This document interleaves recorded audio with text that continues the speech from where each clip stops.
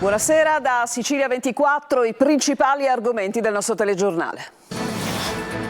È Giuseppe Gaglio, presidente di una cooperativa sociale dal fatturato milionario, il personaggio chiave nell'inchiesta sul giro di mazzette in cambio di appalti. 8 gli arresti fra Palermo e Agrigento. In manetta ex sindaci, pubblici ufficiali e un comandante della polizia municipale. Operaio muore dopo la caduta da un'impalcatura nel Messinese, la nuova morte bianca nel giorno dello sciopero generale per la sicurezza sul lavoro. A Catania ricordati i vigili del fuoco vittime dello scoppio di via Garibaldi. Un neonato e una bimba piccola fra le 9 vittime dell'ennesimo naufragio al largo di Lampedusa sotto shock, i sopravvissuti rimasti per ore in mare prima dei soccorsi. Scoperto a Siracusa un giro di patenti facili, rilasciate senza sostenere l'esame. Funzionari della motorizzazione civile, gestori di autoscuole fra i 100 indagati.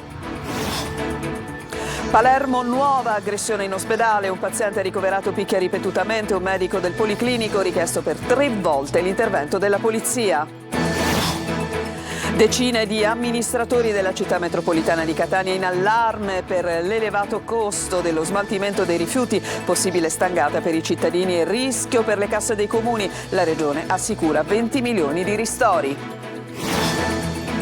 Calcio, Catania-Messina, partita decisiva domenica per i rossazzurri. Zeoli recupera Cicerelli e Furlan spera di poter dare un po' di spazio a Sturaro.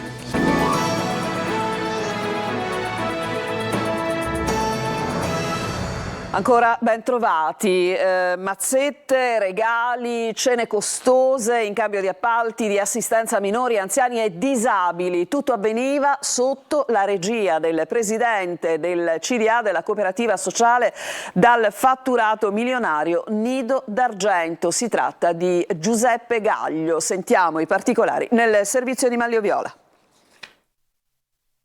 È Giuseppe Gaglio, presidente del CDA della cooperativa sociale Nino d'Argento, il personaggio chiave dell'inchiesta sul giro di tangenti a funzionari pubblici scoperto dai carabinieri di Palermo. Gaglio, con la complicità di dipendenti fidati come Massimiliano Terzo, Francesco Chiavello e Giuseppe Chiaramonte, aveva escogitato un piano accurato per vincere il maggior numero di appalti e assicurarsi puntualità nei pagamenti dei servizi sociali commissionati dagli enti pubblici.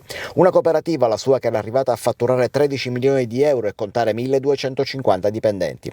Si tratta di un personaggio molto noto nel Partinicese. La notorietà l'ha raggiunta con il progetto Borgo Parrini, la riqualificazione di una frazione di Partinico nel Palermitano. Si tratta di casette colorate ricoperte da mosaici e maioliche ispirate agli edifici di Gaudì a Barcellona. Il borgo è diventato meta turistica dopo la ristrutturazione voluta proprio da Gaglio, con una esplosione avvenuta negli anni del Covid. Adesso proprio a Borgo Parrini Gaglio incontrava i suoi, ma anche i funzionari pubblici con i quali trattava ogni sorta di appalto di assistenza ad anziani, disabili e minori, e che comprava con mazzette, regali, assunzioni e costose cene. Abbiamo amici in ogni posto, diceva presentandosi il suo fidato dipendente Massimiliano Terzo. Sono 11 complessivamente gli indagati, 3 finiti in carcere, 5 domiciliari, 3 destinatari di sospensione dai pubblici uffici. Per pagare mazzette e regali, secondo gli inquirenti, sarebbero state anche emesse fatture per servizi mai prestati.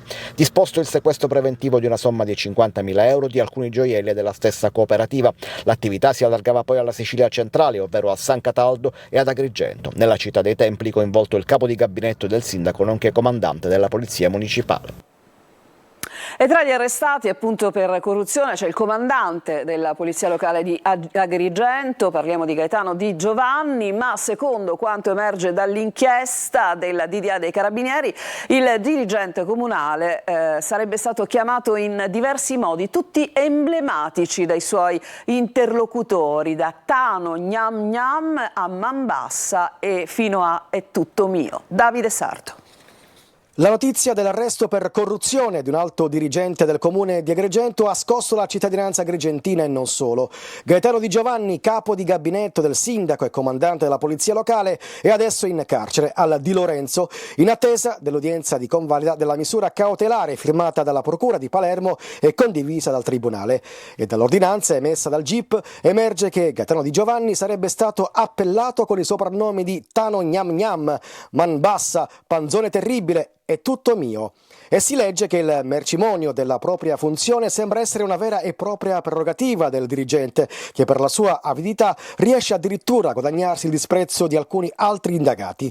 Inoltre Di Giovanni avrebbe praticato astuti accorgimenti per eludere eventuali intercettazioni, costringendo i propri interlocutori a recarsi da lui senza telefoni, a fissare incontri in posti neutri e pretendendo la consegna del denaro all'interno di bagni delle aree di servizio. L'inchiesta ha sollevato il coperchio su 2 presunti casi di corruzione, 2 appalti di assistenza socio-assistenziale per circa 300.000 euro assegnati in cambio di una tangente di 7.500 euro in 3 tranche. E c'è anche l'ombra della massoneria deviata che si allunga sulle indagini che martedì hanno portato a numerosi arresti nella Sicilia centro-occidentale, fra loro uno storico consigliere comunale. Ancora Manlio Viola. La settimana della Fiera della Corruzione esplodono uno dietro l'altro i casi eclatanti che vedono il coinvolgimento di pubblici ufficiali da Palermo a tutta la Sicilia centro-occidentale. Da lunedì le operazioni condotte dalla Direzione Distrettuale Antimafia di Palermo disegnano un quadro preoccupante di illegalità e oltre il coinvolgimento della mafia compare anche l'ombra lunga della massoneria deviata. A far parlare di questo filone la figura di Achille Andò, coinvolto nella prima inchiesta di questa settimana, quella che ha portato in carcere il consigliere comunale storico di Palermo Mimmo Russo. Sarebbe stato proprio lui, Andò, faccendiere e consulente di società edilizie interessate a realizzare un centro commerciale nel quartiere di Roccella, a individuare tutte queste aree. Andò avrebbe avuto un ruolo anche ai tempi della realizzazione del centro commerciale Forum, attualmente il più grande di Palermo. Un'ombra lunga che incrocia anche la figura di Gregorio Marchese, altro contatto di Russo, figlio di Filippo Marchese, noto killer di Cosa Nostra. Figure queste di cui parlano una decina di pentiti che raccontano di Russo e di come lui stesso e i suoi interessi fossero finiti nel mirino delle cosche che volevano addirittura assassinarlo. Ma lui fu salvato da uno dei collaboratori di giustizia e grazie ai favori agli ex carcerati si insinuò nelle famiglie, restando sulla cresta dell'onda per 30 anni, oltre 20 dei quali da consigliere comunale, almeno stando alle accuse che muove la procura. Adesso cambiamo argomento, proprio nella giornata dedicata allo sciopero nazionale che riguarda ovviamente le proteste per fermare le morti sul lavoro, ma soprattutto per chiedere maggiore sicurezza sui luoghi del lavoro. Purtroppo si registra un nuovo decesso, una nuova morte proprio su un luogo di lavoro. Si tratta di un operaio di 72 anni caduto da un'impalcatura, è accaduto a Milazzo nel Messinese. Sentiamo. Si trovava su un'impalcatura a 10 metri di altezza, un attimo dopo è caduto, ha perso così la vita un uomo di 72 anni in quello che ad una prima ricostruzione si può catalogare come incidente sul lavoro. La tragedia è avvenuta intorno alle 15 a Milazzo, in provincia di Messina. L'uomo si trovava a lavorare su un'impalcatura all'interno di un edificio privato di via Giorgio Rizzo quando si sarebbe sganciato un montacarichi che avrebbe trascinato l'uomo. Si tratterebbe di un locale in ristrutturazione da mesi, adiacenti a quelli che fino a pochi mesi fa ospitavano una concessionaria di minicar. L'uomo, proveniente da un paese del comprensorio di Barcellona, Fondachelli Fantina, sarebbe morto sul colpo. Il 72enne si trovava in compagnia del figlio, che ha fatto scattare subito l'allarme. Sul posto sono intervenuti i carabinieri che stanno eseguendo le indagini e l'ambulanza del 118, ma per l'uomo non c'è stato nulla da fare. Dicevamo della protesta dei sindacati proprio sul tema del lavoro e della sicurezza sul lavoro e andiamo proprio alla protesta che ha visto unite CGIL e UIL. Secondo appunto la UIL non si tratta di morti bianche ma di omicidi. Sentiamo Giusy Lazzara.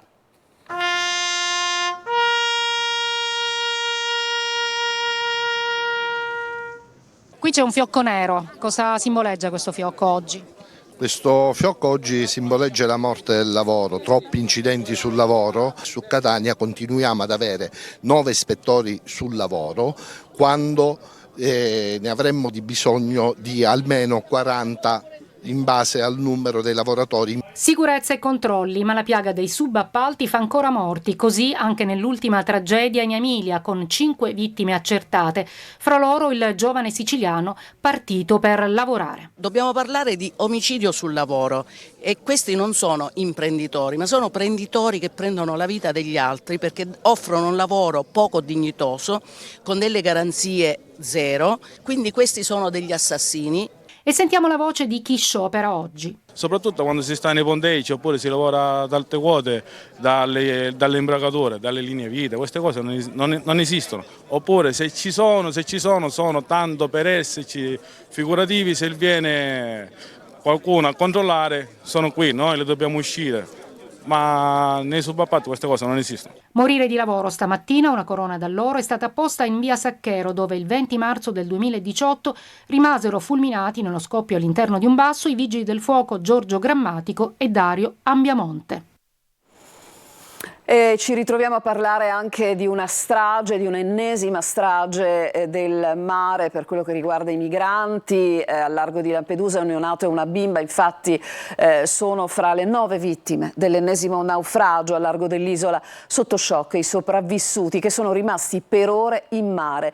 Prima dei soccorsi il ministro Piantedosi è intervenuto dicendo che naturalmente punta ancora sul piano straordinario per i CPR, ovvero i centri per i rimpatri. Lorena Dolci.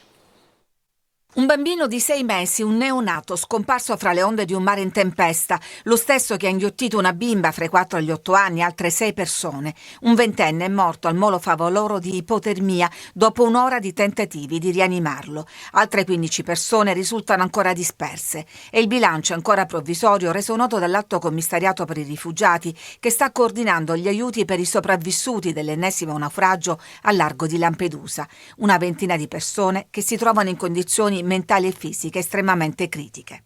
Il gruppo, composto da circa 46 persone, era partito da Sfax in Tunisia su una barca d'acciaio. Le condizioni del tempo sono andate gradualmente peggiorando, con onde che hanno raggiunto i 5 metri. I migranti hanno iniziato ad agitarsi quando il motore si è rotto e sono rimasti alla deriva. La barca si sarebbe rovesciata ieri mattina e i soccorsi sono arrivati nel pomeriggio, quando i migranti erano in mare già da ore.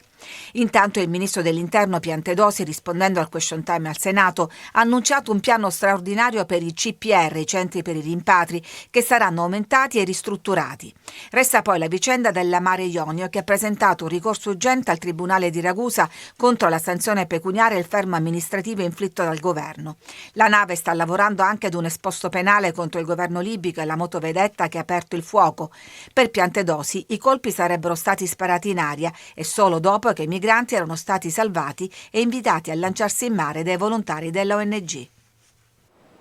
A Siracusa si riusciva ad avere la patente senza sostenere gli esami. Un'operazione, quella di oggi, della Polizia di Stato, con più di 100 indagati, fra loro anche funzionari della motorizzazione civile e gestori di autoscuole. Sentiamo Francesco Aloi.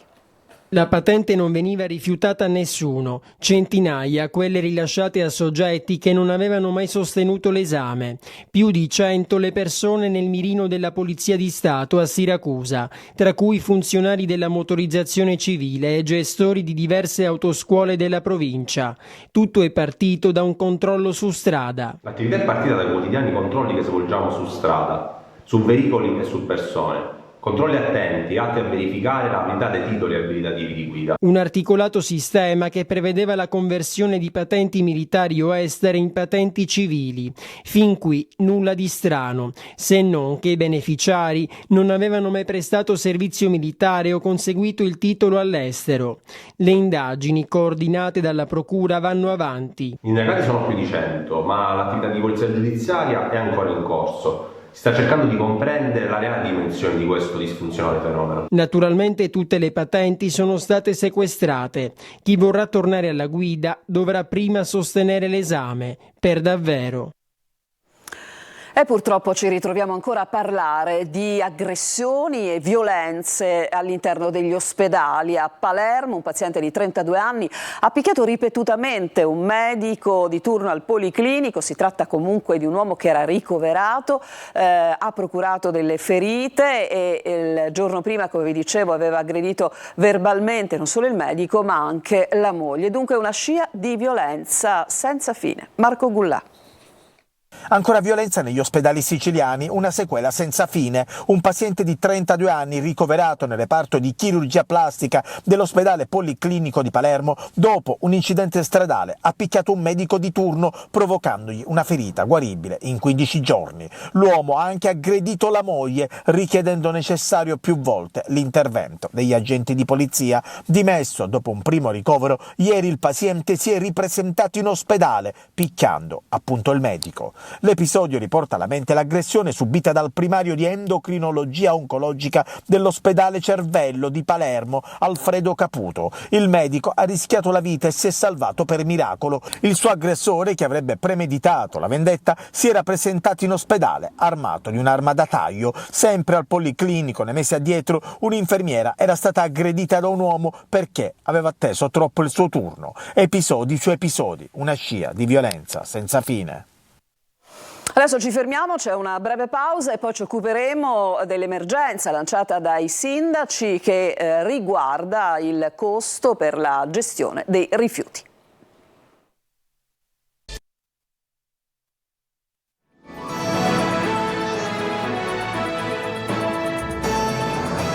Seconda parte del nostro telegiornale, dall'emergenza di scariche agli elevati costi di gestione dei rifiuti a Sant'Agata Libattiati, l'incontro tra numerosi amministratori della provincia etnea. Al termine della riunione arrivano le rassicurazioni dalla Regione, promessi 20 milioni di ristori. Tonino De Mana.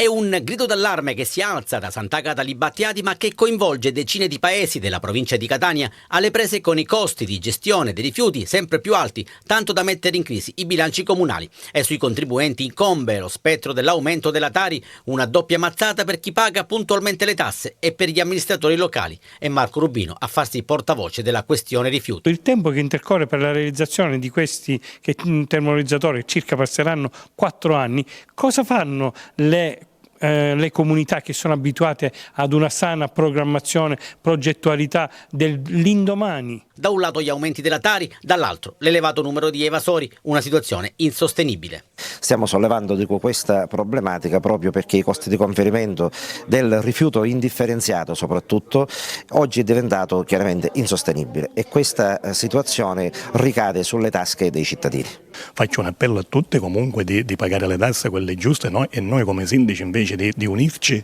per poter abbassare i costi in discarica e quindi favorire i nostri cittadini a pagare di meno la bolletta della Tari. Il sindaco di Mascalucia, Magra, si rivolge invece a chi paga con regolarità le tasse. Io chiedo scusa ai miei concittadini, stiamo lottando e ho promosso insieme, invitando il sindaco di Battiati a questa iniziativa che aveva già promosso anni fa, per cercare di fare quadrato e chiedere alla Regione quanto e quali possono le soluzioni che loro stanno mettendo in campo. E al termine dell'incontro che arriva l'attesa telefonata dalla Regione a svelarci il contenuto è lo stesso sindaco Rubino, promotore dell'iniziativa. Mi è arrivata una telefonata dall'assessorato dove mi garantisce che con la prossima variazione della legge di bilancio saranno posti all'interno i 20 milioni di ristoro che erano stati promessi prima ai vari comuni che purtroppo pagano quel gap tra le 240 euro a tonnellata e le 404 euro più IVA a tonnellata. Il precariato nella professione giornalistica al centro dell'incontro organizzato da Sostampa Catania su un welfare innovativo per le professioni del futuro, nuovo contratto di lavoro e diritti dei giornalisti. Nel corso del dibattito a Palazzo delle Scienze, Dipartimento di Economia e Impresa dell'Università di Catania, sono state affrontate appunto le urgenze della categoria. La presenza della segretaria generale della Federazione Nazionale della Stampa Italiana, Alessandra Costante, del segretario provinciale a Sostampa Catania Filippo Romeo e con l'intervento del professore Rosario Faraci, docente di economia e gestione delle imprese, e del vice segretario regionale a Sostampa Concetto Mannisi. Ancora un riconoscimento per il corto Assunta di Luana Rondinelli, l'interprete catanese. Donatella Finocchiaro vince il premio come migliore attrice nella sezione diritti umani del Prato Film Fest. Il corto tratta del delicato tema dell'affido familiare e della violenza domestica. Eva Spampinato. Io sono Assunta, ma io non sono di nessuno. Intensa e umana, Donatella Finocchiaro vince il premio come miglior attrice nella sezione diritti umani del Prato Film Fest per il cortometraggio Assunta, dell'eclettica e mai banale Luana Rondinelli, attrice, sceneggiatrice e regista di Marsala, che mette al centro dei suoi lavori il mondo delle donne. Donatella è un'attrice straordinaria ed una donna generosa e altruista che ha saputo affrontare questo ruolo con un'eleganza morale, dando coraggio e forza ad un personaggio, quello di Assunta, che vive una vita di soprusi, di violenze, ma che mette al centro l'amore per il proprio figlio. Ora sta bene un figlio mio, di notte dorme, non trema più, non si scanda. Con immagini e versi Luana Rondinelli squarcia il velo di ipocrisia, retorica e svalutazione che riguarda la violenza sulle donne. Le sue femmine hanno la forza di ricominciare, donne buttate a terra dalla vita, ma pronte a prendere scelte anche forti per proteggere se stesse e i propri figli, come fa Assunta. Ecco, forse questa è la tematica fondamentale del mio primo cortometraggio di Assunta. Parliamo di affido e lo facciamo attraverso gli occhi di una madre che moltiplica il proprio amore per garantire al figlio un futuro che al momento lei non può dargli. Il cortometraggio è ispirato ad un racconto di Alessandro Savona, Niente mai, e questo premio è una carezza che abbraccia tutti quelli che hanno lavorato alla realizzazione di questo cortometraggio. Ancora una pausa e torniamo con il calcio.